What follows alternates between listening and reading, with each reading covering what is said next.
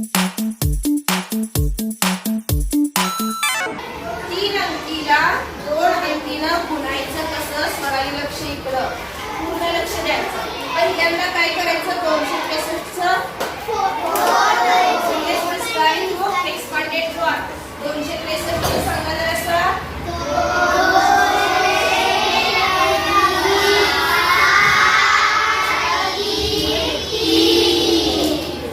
हे 263 झालं आणि ह्या 24चं काय सांगा?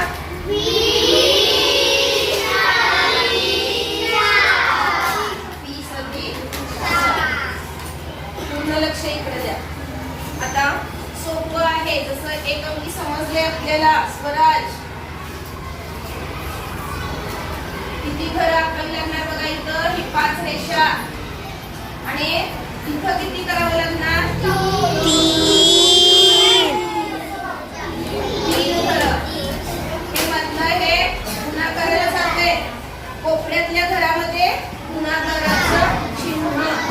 शौर्य लक्ष इकडं.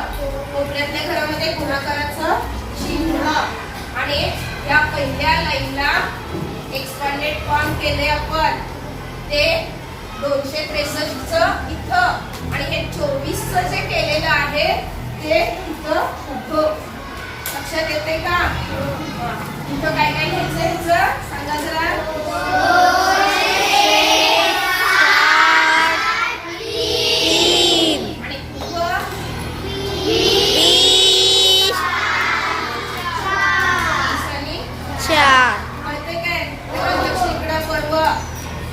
आता गुणाकार करायचा आहे आणि इथं उत्तर लिहित असताना पेरल्या पेरणी काळ्या पेरणी घ्यायचं म्हणजे कळतं. एवढं बेरीज करताना नाही तर सगळं बेरीज करताना कशाची पण बेरीज करून ठेवताय हे पण घेताय सगळं. लक्षात येते का? त्यामुळे काळ्या पेननं घ्यायचं उत्तर. चला पहिल्यांदा आता गुणाकार करायचा आहे. त्यामुळं गुणाकार करताना फक्त अंकांचा गुणाकार. बघा अंकांचा गुणाकार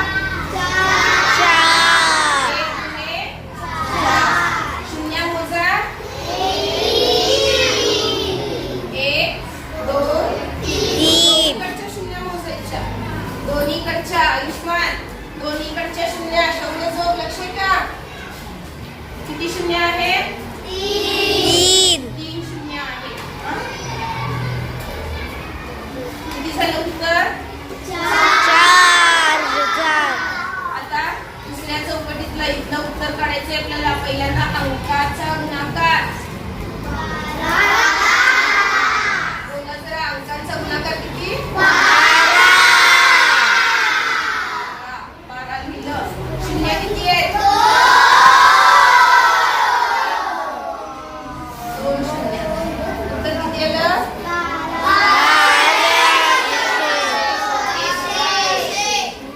1200. चला तिसऱ्या चौकटीमध्ये शौर्य इकडे लक्ष. अंकांचा गुणाकार 6 आणि शून्य किती आहे?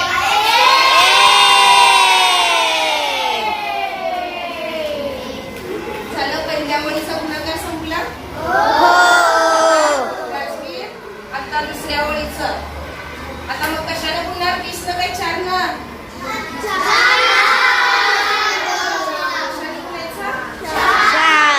राम लक्ष इकडं. 4 न गुणायचे आता प्रत्येक वरच्या अंकांना. चला 4 न आता अंकाचा गुणाकार करायचा पण त्यांचा. आणि शून्य किती?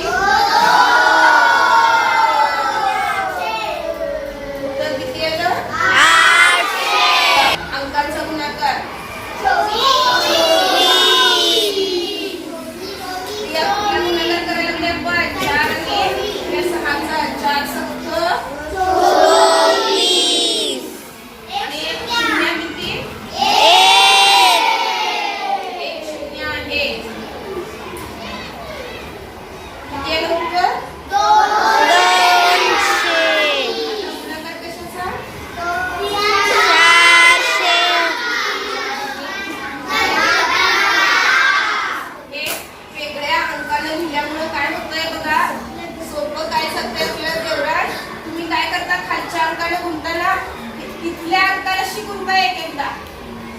आहे तुम्हाला.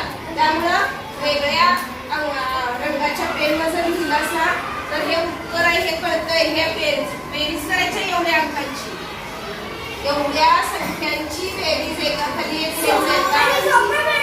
हे बघा 1 2 3 4 5 6 6 संख्या एकाखाली एक लिहायच्या आहेत.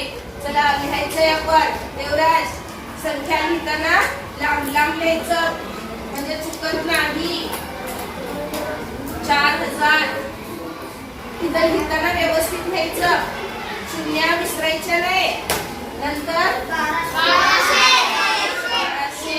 4 अंकी आहे, हे पण 4 अंकी आहे. एकाखाली एक व्यवस्थित प्लस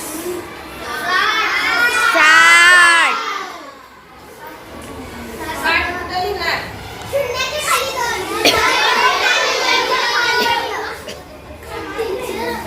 हा आणि इकडचे 3 अंक जर घेतला तरी पण चालते. 3 अंक म्हणजे सोपं जर ते उलट. आता कोणता?